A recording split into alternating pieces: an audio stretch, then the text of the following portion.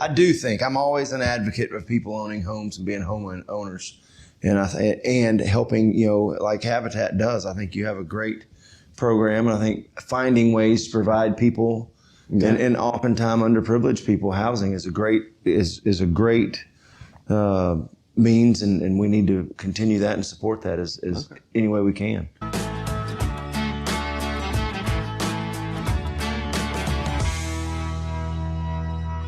This is John Harvey Slocum. He is running for the 12th, and I'm always going to mess this up, 12th District, Texas State House of Representatives. So I got through it. That's correct. So thank you so much for coming on our podcast and talking to us today. Appreciate you guys having me. Thank you. Glad to be here. So the first question I kind of wanted to get into is, how did you get pulled into this in the first place? I wish I could say I was pulled in, but it's by choice. Really? I grew up here in District 12. My wife and I both did.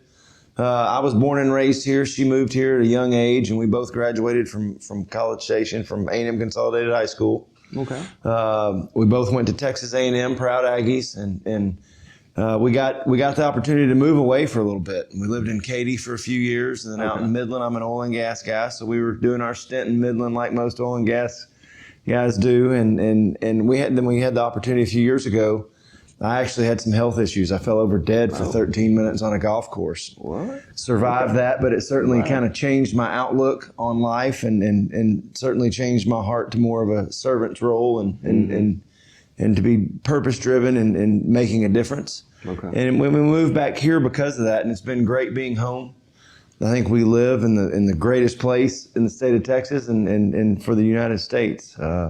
If you ask me, I'm probably biased on that because it is home, but I think we're in a unique area. We're geographically located between three of the biggest cities, 4 of the biggest cities in the United States.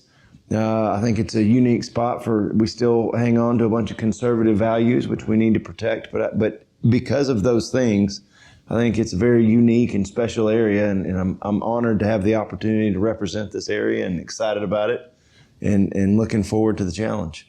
Well, you've probably heard this question a bunch of times already going around your campaign stops, but there's something like 1,000 people a day moving to Texas. I'm not sure how much that's slowed down or not, but it's a lot. That brings a lot of growth, a lot of different impacts. I've asked all the candidates running for the position you are, do you feel like that growth, that immigration, as it were, is a good thing or a bad thing, or what's your take on it? I would say a little of both. I think the legal immigration is good. The people moving from other states, taxpayers and business owners moving here, obviously helps our economy. I think we have to put an immediate stop to the illegal immigration here, because I don't think anyone or any subsidies in our communities can continue to let that happen. I think it affects every Texan, whether direct or indirectly, financially, and so we need to stop that for sure. But I think the growth for the legal growth can be something we can capitalize on, and I think change is going to happen. I think you're either growing or shrinking, so we ought to take the opportunity to make sure we're moving forward. And doing that in the correct way, I think, is a big responsibility of this job we're running for. Make sure we serve the people in District 12 and manage that growth, help the cities and communities manage that growth in a positive way. For the record, I should have clarified that. What I was talking about is the legal immigration. Right. So coming from other states and that, but no, that's a good point. That's not even, the 1,000 is not even counting what's happening at our border. But no, good points. Going forward from that, you have I don't think it's a largely rural county. Maybe it's, or not county, district. Maybe it's split quite a bit, but there's a lot of rural areas of the district. Do you have any, did you grow up on a farm or anything like that? You said you're from the district. So I'm from the district. I lived in the city limits of College Station growing up, but my wife's family, she's the daughter of a lifelong farmer and rancher. Wow.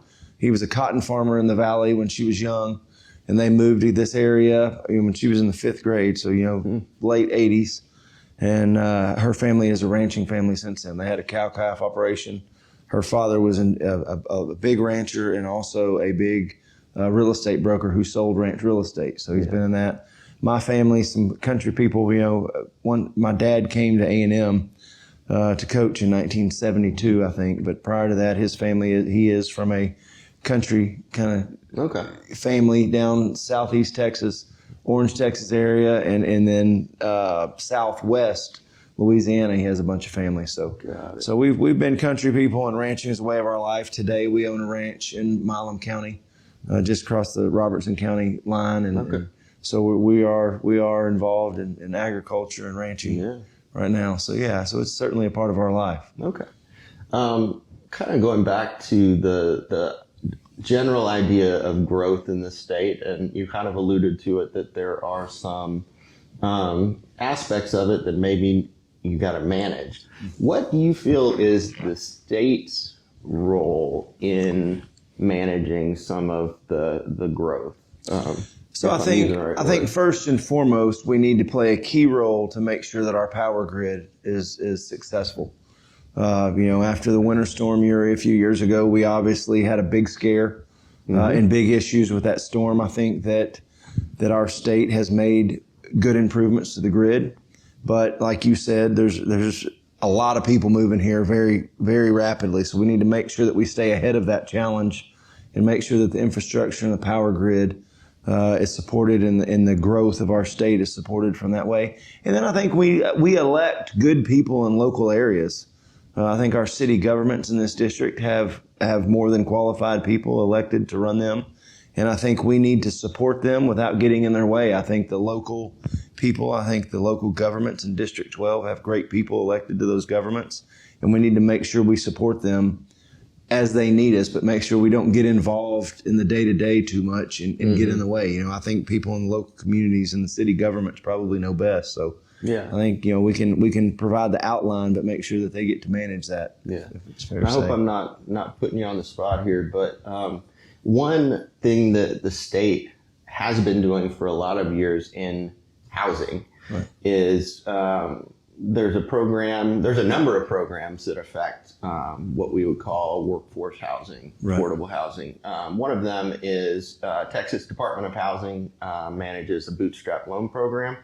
It's an idea that it kind of matches what Habitat for Humanity and other nonprofits who build housing are doing in their own communities to try and amplify the number of homes being built. That's one that we have advocated for a lot of years. Just as an example, do you see any value in those types of programs? I know there's not a lot for you to go on. Right. Yeah, and I'm probably not well versed on that, as well as I should be and will be moving forward. But I do think I'm always an advocate of people owning homes and being homeowners, and helping, like Habitat does. I think you have a great program, and I think finding ways to provide people and oftentimes underprivileged people housing is a great means, and we need to continue that and support that as any way we can. What would you say are the top 3 campaign planks of your platform? Well, certainly, being here in Texas, the border, that has to be number one to everybody. I think we've talked about it long enough. I commend the governor on what he's done recently to finally stand up to the federal government and the Biden administration. But I think no matter what, we need to put an end to that. We need that whether we do it as a state or somehow surprisingly convince the federal government to support us, we need to get that done. The next thing, I know property taxes in Texas. We made another good step towards that. I think.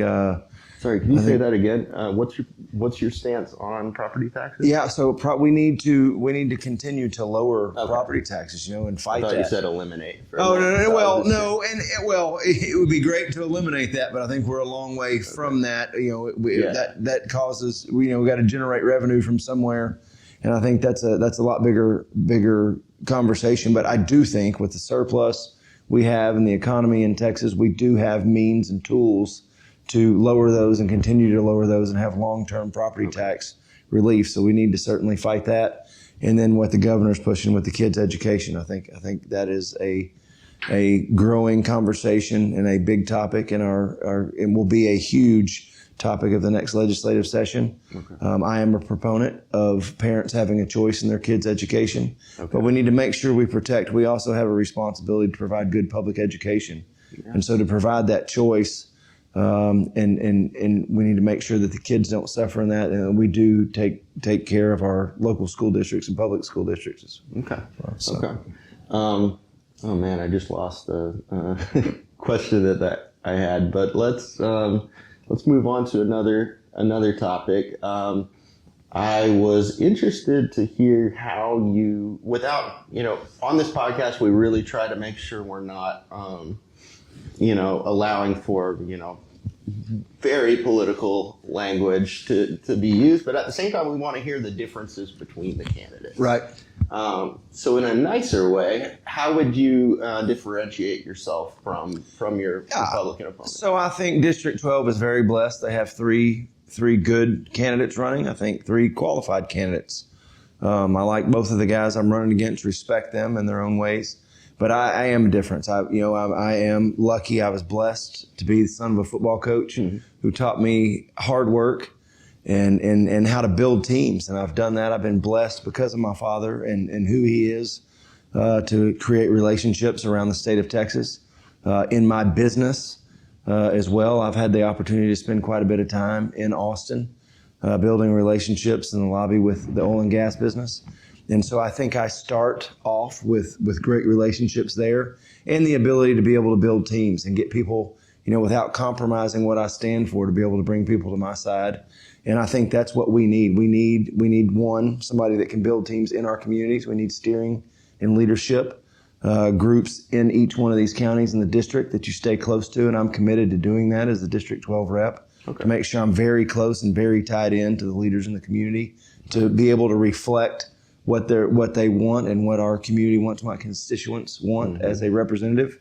And 2, to be able to build teams to bring them to be successful in Austin once we're there and fighting for a cause for these districts or for our district. So I think what you were saying is having a pretty,